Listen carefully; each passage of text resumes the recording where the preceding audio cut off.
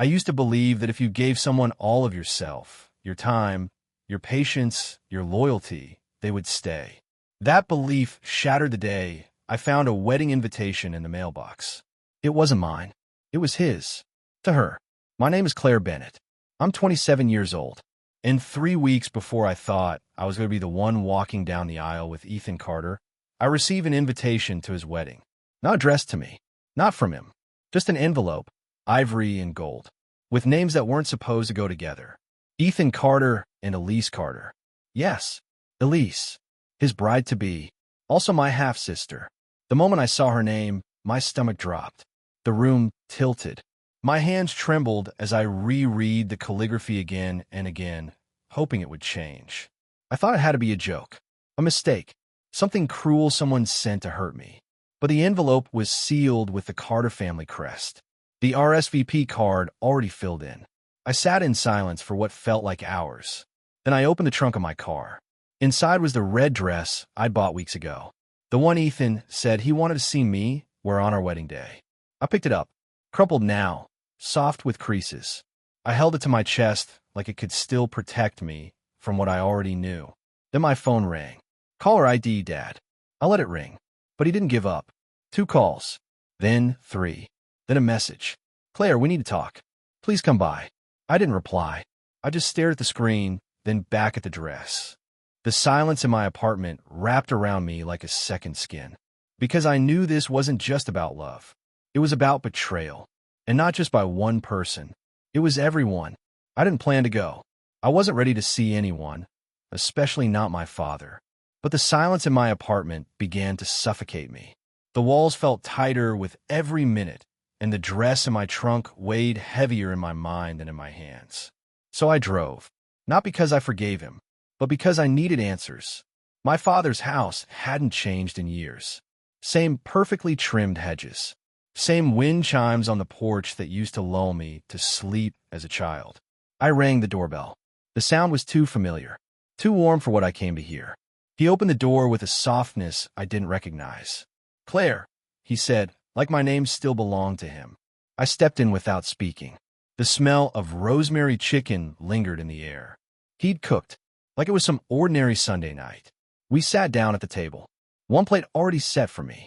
One glass of wine waiting. I stared at it. You knew, I said. His face didn't flinch, didn't even pretend to misunderstand. It just happened, he replied quietly. Did it just happen before or after she became your favorite? I asked. He looked down at his plate. Claire, it was never about choosing sides. But it always had been. From the day Elise moved in after her mother passed. The world began to revolve around her grief, her beauty, her needs. I tried to tell myself it was empathy, but now I saw it clearly. I was the shadow. She was the spotlight. And when Ethan entered my life, I thought, for once, I had something of my own. Someone who chose me. Until he didn't. Until they didn't. Did Mom know? I whispered. That question hit him harder than the rest. His lips parted, then closed again. She suspected. Before she passed. My heart cracked in places I didn't know still ached. Dinner sat untouched. Wine remained full, but the truth? It was all over the table. I stood up, pushing the chair back slowly. Thank you, I said, not out of gratitude, but because now I could finally stop wondering. I walked out of that house, knowing that I would never step inside it again. Not as a daughter, not as someone waiting to be seen. And as the night air kissed my face, I felt it, the end of the illusion, the start of the unraveling. I didn't leave a note. I didn't pack much, just the essentials, a few clothes, my camera, and the journal I'd stopped writing in the day. Ethan told me he loved me. I didn't even tell my best friend, Sophie, because this wasn't about making a statement. It was about reclaiming silence, the kind that heals, not hides. That morning, I stood in front of the mirror wearing the red dress. The one he said made me look unforgettable, and I stared at myself until the reflection didn't flinch. You're not going to break, I whispered. Not this time. Then I changed into jeans and a white shirt. Tied my hair up. Left the dress folded on the bed like a finished chapter. By 9 a.m., I was on the road. Destination, nowhere specific. Just away. I didn't even turn on the GPS. It felt good Terrifying, yes, but good to be untraceable. To not belong to anyone's expectations. Not as Claire, the loyal daughter. Not as Claire, the supportive sister. Not as Claire, the almost wife. Just Claire. I stopped at a gas station in a town I didn't recognize. The woman behind the counter smiled at me like I was just another traveler. Someone passing through. And for the first time, I liked that. She didn't see pain in my eyes. She didn't see betrayal, heartbreak, or the crater left behind by a man who once said he couldn't live without me. She just saw a girl in need of coffee. And that was enough. I drove for hours after that, chasing no sunset, no métaphore, just movement. Because movement, for me, was survival.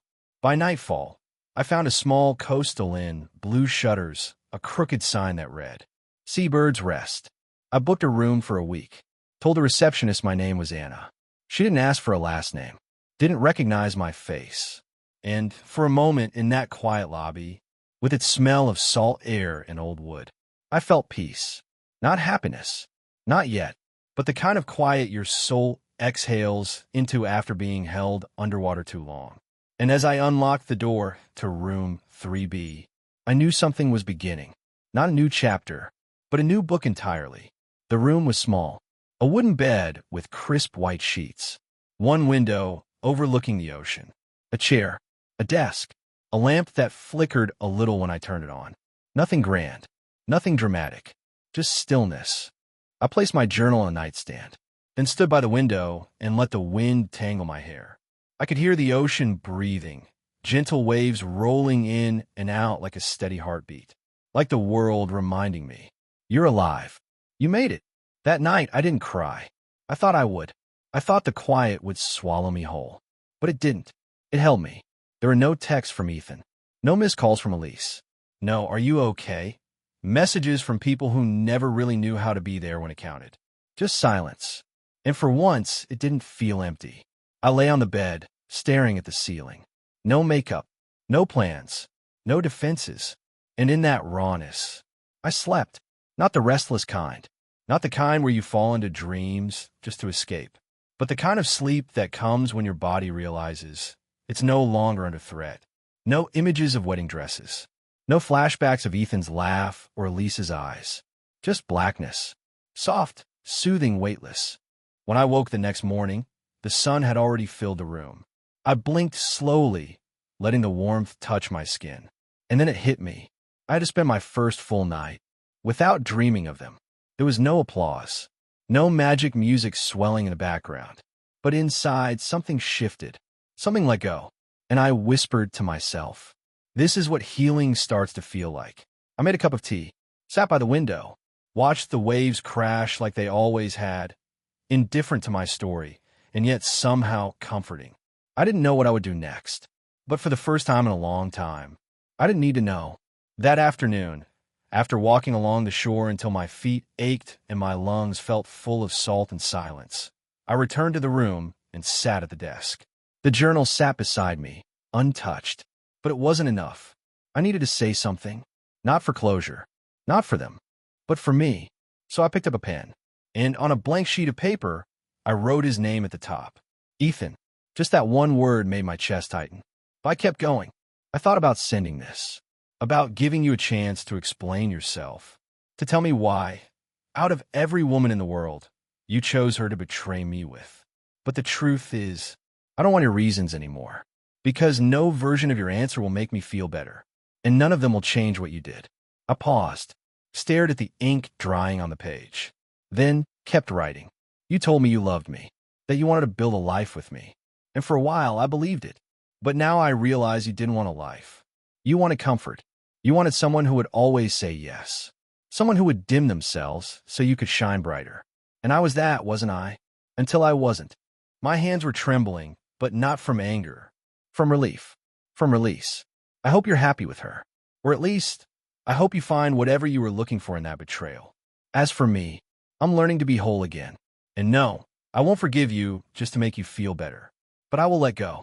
Because I deserve peace more than you deserve pardon. I signed it. Claire. Then folded the letter. No envelope. No address. I slid it beneath my pillow. Like a stone laid on a grave. Not for mourning. but for marking the end. That night, I slept again. Still no dreams. Only calm. And when I woke, I knew I wouldn't need to write to her. Because people like Elise already live with the weight of their choices, whether they admit it or not. The third morning at Seabird's Rest, I woke up before the sun. No alarm, no noise, just that strange, calm feeling that comes when your body no longer expects to fight the day. I stood on the balcony in my oversized sweater, tea in hand, and watched as the horizon softened from deep navy to pale pink. And it hit me, not like a sudden, dramatic realization, more like a whisper, one I hadn't been ready to hear before. You're no longer waiting for them. I wasn't waiting for Ethan to realize what he'd lost. I wasn't waiting for Elise to come crying with some half-hearted apology. I wasn't waiting for my father to knock on the door and finally say the words he never could. I'd stopped waiting altogether. And in that absence, there was space to breathe. Grief is a strange thing. It tricks you into believing that closure must come from someone else's mouth. That healing is something you receive from the person who broke you. But here's what I've learned. Some people will never apologize. Some will pretend nothing happened. And some will make you feel guilty for walking away. But that doesn't make your hurt any less valid. And it definitely doesn't mean you owe them your peace. That morning, I made a list. Not of goals, not of revenge, but of the things I've been putting off while waiting for someone to make it right. Go hiking. Start painting again. Visit Greece like I always said I would. A laugh without guilt. Say no without explanation. Love again, someday, but only if it's safe. Choose myself. Every day, the waves kept crashing beyond the balcony, steady and sure of themselves. And I realized, I want to be like that. Not loud, not destructive, just constant, unapologetic, whole. I whispered into the wind. I release you all, not because you deserve it, but because I do. And I took my first full breath in weeks. No names clinging to my lungs. Just air. Just now. Just me. It started with a flat tire. I was planning to drive up the coast that afternoon, just to feel the road again, to chase the sound of the sea from a different direction. But life had other plans. I stood by my car in the inn's parking lot, staring at the slowly sinking front tire. Of course, part of me was tempted to just walk away. Leave it. Leave everything. But just as I was fumbling with the jack, wearing an oversized hoodie and a face flushed from both sun and frustration, someone spoke from behind me. Need a hand? I turned to see a man, late 30s maybe, a little scruffy, sand-colored hair and kind eyes. He wore an old linen shirt, sleeves rolled up, and carried a small canvas bag of tools. His name, I later learned, was Daniel. Normally, I would have said no. I would have insisted I could figure out. Because I'd learned how not to need anyone. Because accepting help used to feel like weakness. But that day, I just nodded. Yeah, actually, I do. He worked in silence, careful and precise. And I stood beside him, holding bolts and tools when he needed them. At one point, our hands brushed. He didn't flinch. Neither did I. It wasn't electric. It wasn't romantic. It was just real. When he finished, he stood up, dusted off his jeans, and said, "You look like someone who's been carrying too much for too long." My throat caught, not because of the words, but because of the way he said them, like it wasn't a judgment, just a fact. I gave a small smile, the kind that aches at the corners. "You have no idea." "I might," he replied, just as softly. Then he tipped an imaginary hat, said, "Drive safe, Claire," and walked away. I never told him my name, but he knew it. Someone at the inn must have mentioned it. Or maybe it was just one of those moments when the world sends someone to remind you. You are still visible. You still exist. And no amount of betrayal can erase that. That evening, I sat on the beach. Waves at my feet. Journal in my lap. And I wrote, "There are people who won't see you, even when you're screaming. And there are strangers who notice the quiet in your eyes and still choose to care. I hope I become the second kind." I hadn't looked at my phone in 3 days. Not out of bitterness. Not even fear. Just exhaustion. There comes a point where even the sound of your ringtone feels like someone tugging at a wound that's just begun to scab over. But that night, I turned it on. And the first thing that appeared on the lock screen wasn't a missed call from Ethan. Not a family group chat. Not even Elise. It was a single text. From Sophie. "Claire, I don't know where you are, but I just want you to know I believe you. I always have. And I'm so sorry I didn't say that sooner. I didn't expect the tears. But they came. Slow at first, then like a flood. Because for the first time since everything fell apart, someone wasn't asking me what I did wrong. They were simply standing beside me, even from miles away. I typed back, I'm okay. Not great. Not fixed. But breathing. Then, before I could stop myself, I added, it was Ethan and Elise. And my dad knew. I found out 3 weeks before the wedding. There. Typed. Sent. No deleting. No sugarcoating. No pretending it was something smaller than the avalanche it was. Sophie replied almost immediately. Claire, I'm going to murder them. I laughed. Out loud. Actually laughed. The sound caught in the room like sunlight cracking through a dark window. Then she texted again. Wherever you are, don't come back until you're ready. And even then, don't come back for anyone but you. I stared at her words. Read them over and over. Not because I didn't believe them, but because no one had ever told me that before. That I didn't have to perform my pain. That healing didn't need to be rushed to make others more comfortable. I whispered to the empty room. Thank you, Sophie. Not just for believing me, but for reminding me that the truth doesn't rot in silence. It waits until you're strong enough to speak it. There was a time, not long ago, when I couldn't look at myself in the mirror without shame crawling up my spine. Not because of how I looked, but because of what I saw. A girl who had given everything and still wasn't chosen. Still wasn't enough.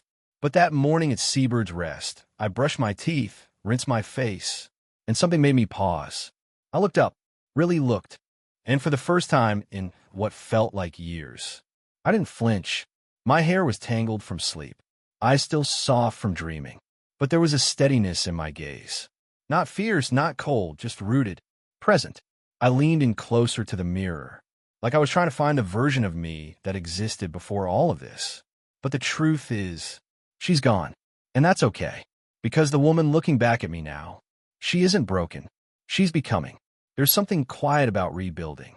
It doesn't shout. It doesn't demand to be seen. But one day, without realizing it, you wake up, and your reflection doesn't scare you anymore. You see scars, and instead of hiding them, you honor them. That morning, I tied my hair up loosely, put on the sundress I hadn't touched since last summer, and walked barefoot to the shoreline. I didn't take photos, didn't write anything down, didn't even post a story. I just existed, and existing fully felt like the bravest thing I'd done all week. Later that evening, I wrote in my journal, the mirror is no longer my enemy. It doesn't reflect the girl who lost everything. It reflects the woman who survived it. I have been carrying it with me the whole time. Folded neatly, hidden beneath layers of shirts and jeans in the bottom of my suitcase. Like some relic I couldn't let go of. Like a part of me still believed it had a future. The red dress. The one he said I looked radiant in. The one he chose. The one I imagined walking toward him in, heart full, eyes bright. That fantasy had died long ago. But the dress, it remained. That night, the wind was sharp, the sky full of stars. And the beach was quiet. I walked down with a blanket, a book of matches, and the dress. No ceremony. No audience. Just me. And the memory of a girl who had once believed love alone was enough. I laid the dress across the sand like a farewell note. And for a moment, I hesitated. Not because I wanted it, but because I remembered who I was when I bought it. So hopeful. So open. So willing to bleed for someone who'd never offer a bandage. I whispered, more to myself than to the dress. You were never the problem, but you're not coming with me anymore. And then I lit the match. The fabric caught quickly, curling in at the edges, turning red into black, love into ash. The flames danced like freedom, and I watched until there was nothing left but ember and memory. When it was over, I didn't cry. I felt lighter. Almost taller. Like I just let go of a lie I didn't realize I'd still been carrying. Back in my room, the scent of smoke lingered on my fingertips, and I let it. It wasn't destruction. It was cleansing. That night, I wrote. I burned the dress not because I hated it, but because I finally loved myself more than the story it belonged to. The wedding went on without me.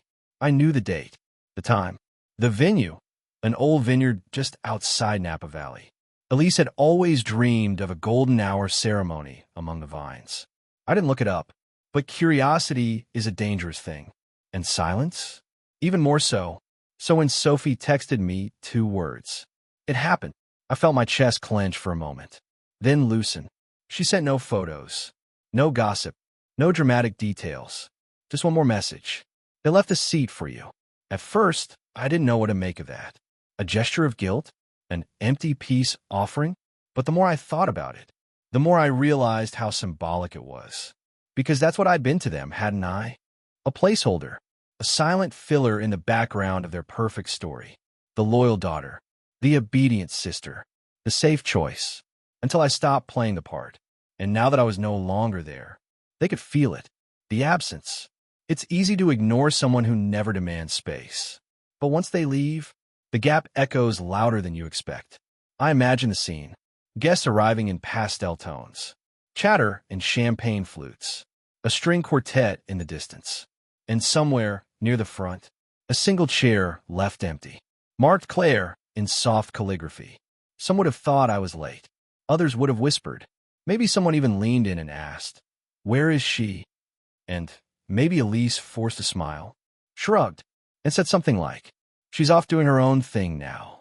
Not wrong, but also not the whole truth. Because while they celebrated, I was lying on a blanket on a quiet hill by the coast, watching the sun set without a camera, without an audience, without needing to prove I was okay.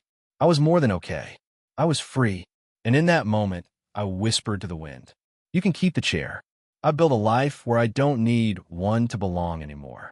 3 days after the wedding, my phone buzzed with a number I hadn't saved but recognized instantly. Ethan. I stared at the screen. No heartbeat quickened. No breath caught. Just a stillness. Sharp. Calm. Final. I let it ring until it stopped. Then came the message. "Claire, I know I'm the last person you want to hear from, but I need to talk to you. Please. One call. That's all I ask." Once upon a time, those words would have made me crumble. I would have clung to the idea that maybe, just maybe, he had realized his mistake. That he missed me. That the wedding was a lie and I had always been the one. But now I saw it for what it was. Not love. Not regret. Control. Guilt. The need to rewrite a story that had already ended. He needed to unburden himself. To say sorry. To justify. But I didn't need to receive it. Because sometimes the most powerful closure isn't an explanation. It's silence. I didn't respond. Not out of revenge. Not even strength. But because there was nothing left to say. I told my truth. To myself. To the universe. And most importantly, I had listened to it. That truth didn't need defending. Later that night, Sophie called. "He reached out to you, didn't he?" I nodded, even though she couldn't see me. "Did you answer?" "No." "Good," she breathed. "That's real power." I opened my journal and wrote. Some voices don't deserve a reply, because healing doesn't always need to be loud. Sometimes it's the strength to walk away and not look back when they call your name. The next morning, I blocked his number, and as I watched it disappear from my screen, I smiled. Not because I won, but because I finally understood. I was never in competition. I was simply free. The message came 2 weeks later. No warning, no apology in the subject line. Just a name I hadn't seen in months. Elise. The notification hovered on my screen, silent and sharp. And for a moment, it was like someone had dropped a glass of cold water down my spine. But only for a moment, because the woman she was texting was not the girl she once knew. I opened it. "Claire, I don't know how to begin this. I don't even know if you'll read it. But I want to say, I never meant for it to happen this way. I miss you. I hate that things got so messy. I wish we could go back. I wish we could talk." A year ago, that message would have been everything. Proof that she felt something. Guilt, regret, remorse. That tiny, flickering hope that she was still my sister underneath it all. But reading it now, it felt empty. Not because the words weren't emotional, but because I no longer needed them to mean anything. She was right about one thing, though. We couldn't go back, and I had no desire to try. I didn't respond. Instead, I stood barefoot on the porch of my cabin, let the breeze carry the sound of the waves to my ears, and imagined her somewhere far away, typing words she should have said before the dress was ever ordered, before the vows were rehearsed, before the lie was sealed with flowers and rings. Maybe she wanted forgiveness. Maybe she wanted me to say it was okay, that we could rebuild. But there was no house left to return to. It had crumbled. And I had already started laying bricks for a new one, built with honesty, solitude, and self-respect. I whispered to myself, I'm not mad. I'm not bitter. I'm just done. And it felt like the kindest truth I'd ever spoken. I wrote in my journal, sometimes the past knocks on your door, not because it belongs, but because it doesn't know where else to go. You don't have to let it in. You're allowed to let it knock and stay behind that closed door. It had been nearly a month since I arrived at Seabird's Rest. By now, the innkeepers knew my coffee order. The local bookstore held a copy of a novel I'd been meaning to read, and the ocean had begun to feel more like a friend than a backdrop. But something new happened that day, something I hadn't noticed in a long time. I laughed, not a polite chuckle, not a nervous exhale, not the kind of laughter that hides discomfort, but real, belly-deep laughter that rolled out of me like a wave with nowhere else to go. It happened over brunch. A group of travelers from Denmark had taken a table beside mine. Two of them were arguing over how to say scrambled eggs in perfect English. One mispronounced it as scrambled ducks, and the other nodded solemnly and said, "Yes, very traditional American cuisine." I burst out laughing before I could stop myself. They turned and smiled. One of them raised his glass of orange juice to me and said, "We like your laugh." I blushed, not with shame, but with the warmth of being seen for something light. Not for my pain, not for my past, just for my joy. Later that afternoon, I walked along the shoreline with a soft grin still tugging at my lips. No ghosts followed me, no memories nipped at my heels, just the rhythm of the sea and the subtle, beautiful realization that I didn't think of them today. Not once, not even accidentally. That was the first time I truly believed that healing wasn't ahead of me. It was already happening, in the quiet, in the laughter, in the moment I could smile and not wonder if someone was watching. I sat down in the sand, opened my journal, and wrote. Today, I laughed and didn't look around to see if he saw. I didn't hope someone was proud of me. I laughed because I forgot the weight. And for a moment, I remembered who I was before I ever carried it. It was a Thursday morning. The sky was gray, the waves a little louder than usual, and I was halfway through a cup of mint tea when I heard it. A knock. 3 soft taps at the door to my room. Unannounced. Unplanned. My heart didn't race, but it did pause, just enough to remind me how long it had been since I expected anyone. I opened the door slowly, and there he was, Daniel. He stood in the hallway, hands in his pockets, eyes soft. Same linen shirt, same quiet smile. But something in his gaze told me this wasn't a casual visit. "Sorry to show up like this," he said. "I was in the area. Thought I'd see if you were still here." I nodded. "I am." He didn't rush to fill the silence. He just waited. So I stepped aside. "Come in." He didn't ask questions. Didn't comment on the half-open suitcase in the corner or the stack of books beside the bed. He simply sat in the armchair, looked out the window, and said, "You look lighter." I smiled. "I feel it." There was no need for backstory. He wasn't here for gossip or details. He was here because some people show up not to fix, but to witness. And that mattered more than I realized. After a while, he pulled something from his bag. A small canvas notebook, the cover worn and soft at the edges. "I've been sketching the coast," he said. "Thought you might want to see it."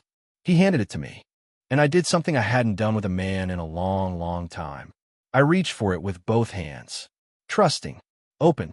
Inside were pages of jagged cliffs, soft waves, and sunrises drawn in pencil strokes that looked like they were still moving. And on the last page, a small sketch of a woman, barefoot, hair wild in the wind, standing alone at the edge of the water. Me. I didn't speak for a while. Then I whispered, "You saw me." He nodded, gentle and sure. I did. He didn't ask to stay. Didn't push. He just stood up, tucked his sketchbook away, and said, "Whatever comes next, Claire, make sure it's yours." After he left, I sat in the quiet for a long time, holding that last page in my lap. Not crying, not aching, just grateful. Because for the first time in my life, I had the final say. And this time, I chose me. I didn't tell Sophie. I didn't post a photo. I didn't drop a hint in some half-written text or clever caption. I just left. Not to run, not to hide, but to begin on my own terms. I packed light. Just a small bag, my camera, a notebook, and a dress I'd bought 2 weeks ago from market in town. Simple, flowing, sea green. The kind of dress you wear not for someone else to notice, but because it makes you feel like wind and water and freedom. Before I left the inn, I slipped a small envelope under the receptionist's door. Inside was a note. Thank you for the quiet, for the safety, for the days I needed to forget how much it had all hurt. I came here to fall apart, but I'm leaving to start again. No forwarding address, just a direction. Forward. See, I didn't know where I was headed exactly, but I knew I wanted to follow the coastline, to trace the edge of the world with my fingertips, as if reminding myself how far I'd come. I drove with the windows down, hair a mess, heart steady. No GPS, no playlist, just the sound of the road beneath me and the sea always nearby. One afternoon, I stopped at a cliffside viewpoint. Below, the water crashed endlessly, fierce, untamed, alive. I stood at the edge and whispered, "You were never too much. You were just too honest in a world that preferred silence." And for the first time, I didn't feel like I was mourning who I used to be. I was honoring her. That night, in a small coastal cabin I found by sheer luck, I lit a candle and opened my journal. I didn't write about Ethan, or Elise, or the father who never stood up for me. I wrote about the woman I was becoming. She walks slower now, listens deeper. She smiles at strangers, talks less. She doesn't crave approval the way she used to. She knows that peace is louder than applause. This trip wasn't for revenge. It wasn't for anyone else to see. It was for her, for me. It arrived folded inside a paperback novel. I had picked up the book in a small seaside shop run by a woman named June, who spoke with a French accent and smiled like she'd already forgiven the whole world for its mistakes. I didn't open the book until that night, curled up by the window with a cup of chamomile and the ocean humming below. And there, tucked neatly between chapters 7 and 8, was a letter. No envelope, no name on the outside, but I knew the handwriting. Sophie. She must have called the inn, asked where I went. June must have guessed, must have known, because people like June always do. I unfolded the letter, already bracing for the emotion I knew was coming. And then I read, "Claire, I know you didn't want to be followed, so I didn't. I just wanted to be close enough in case you looked back and needed someone. But you haven't looked back, and I'm so damn proud of you. I've watched you for years bend yourself into shapes that made other people comfortable, shrinking when you should have been expanding, saying sorry just to make peace when you were the one bleeding. I didn't always speak up. I should have. You deserved louder love than that." My eyes blurred, but I kept reading. "I don't know if you'll come back or when, but wherever you land, I hope you carry this truth. You are not what they did to you. You are not the wedding you didn't attend, the sister who forgot how to love you, or the man who mistook you for temporary. You are the survivor of all of it, and the builder of something better. Love, always, Sophie." I didn't cry, not the way I expected. I sat there, holding her letter like it was the softest thing in the world, and I said out loud to no one, "I deserve this. Not the pain, the letter, the love, the truth." For the first time in a long, long time, I let myself believe that maybe, just maybe, I wasn't alone anymore. Not in the world, and not in my healing. There was a time, not so long ago, when I imagined what it would feel like if they suffered the way I had. If Ethan woke up next to Elise and felt the hollow ache of choosing wrong. If Elise caught a glimpse of me in a crowd one day and realized what she'd lost. If my father heard my name at a dinner table and couldn't meet anyone's eyes. I wanted them to regret it. All of it. Deeply. But healing has a funny way of changing what you wish for. Because slowly, painfully, beautifully, I stopped needing them to hurt. Not because I'd forgiven them, but because I'd outgrown the version of me who thought their suffering would fix my own. That morning, I sat by the shore with a fresh cup of coffee and a blank page. And instead of writing about them, I wrote about me, where I wanted to go, what I wanted to feel, the dreams I'd quietly tucked away beneath guilt and survival. Learn to sail, Host a dinner party under fairy lights. Paint something messy and hang it anyway. Spend a whole weekend barefoot. Let someone love me when I'm ready. Not because I'm healed, but because I'm healing. And healing is enough. That's when I knew. I didn't want revenge. I didn't want justice. I just wanted to live without carrying the weight of proving anything to anyone. I folded the list into my journal, placed it beneath the pages filled with hurt, and whispered, let them go, not to excuse them, but to release me. Because freedom doesn't come when they feel sorry. Freedom comes when you stop asking the wound to explain itself. That afternoon, I laughed with a stranger on the pier, ate too much gelato, and bought a scarf I didn't need, but loved anyway. Not a single thought of Ethan, or Elise, or who I used to be when they still had access to my heart. Just one thought. This is what living feels like. I didn't send a letter. I didn't write a long message or post some cryptic quote for them to stumble upon. There was no dramatic closure, no confrontation, no, you hurt me, speech designed to make anyone feel guilt. Just a quiet morning, a packed bag, and a whisper only I would hear. Goodbye. I stood at the edge of the water, where the tide kissed my toes and the wind pulled softly at my sleeves. And in my chest, a heartbeat steady, not numb, not hardened, just steady. I closed my eyes and let every name I'd carried echo one final time in my mind. Ethan, Elise, Dad, and then silence. I had imagined this moment before. 1,000 ways I'd tell them how they broke me, how they turned my love into a battlefield, how I lost myself trying to be enough. But none of those words felt necessary anymore. Because when healing becomes real, the need to be understood gets replaced by the desire to be free. So I whispered one last time, thank you for teaching me what I'll never accept again. Then I turned away from the sea, from the pain, from the old version of me who used to wait for apologies that never came. Back at the cabin, I left behind one thing, a slip of paper on a nightstand. It didn't have names. It didn't carry weight. Just one sentence. If you're reading this, I'm already gone. And I'm never coming back to the version of me you thought you could break. That was the goodbye. Not shouted, not sobbed, but complete. It's been almost a year. Since the wedding I didn't attend. Since the silence I chose. Since I stopped bleeding for people who never brought me bandages. And I won't lie to you, it wasn't easy. There were nights I questioned if disappearing was dramatic. If maybe I should have stayed and smiled and clapped through someone else's love story. If maybe I was too sensitive, too hurt, too much. But you know what? I wasn't. I was just finally enough for myself. Now, I live in a little sun-washed apartment by the coast. I make my coffee slow in the mornings. Paint when a mood strikes. I join a hiking group with strangers who don't know my past and don't need to. I laugh louder, sleep deeper, speak less but mean more. And when I love again, and I will, it won't be from a place of proving I'm worthy. It'll be because someone sees I already am. This isn't a story about revenge. It's a story about release. About the girl who loved too deeply, who trusted too fully, who stood in the back while everyone else danced, until she realized the music was never written for her. So she wrote her own, and now she dances. To you, the one listening, maybe with tears in your eyes or silence in your heart. If you've ever been left behind, forgotten, cheated on, cut out, replaced, this is what I need you to hear. You were never too much. You were never too soft. You were never asking for too much. They were just too small to hold you. And that's not your burden to carry anymore. You don't need their apology.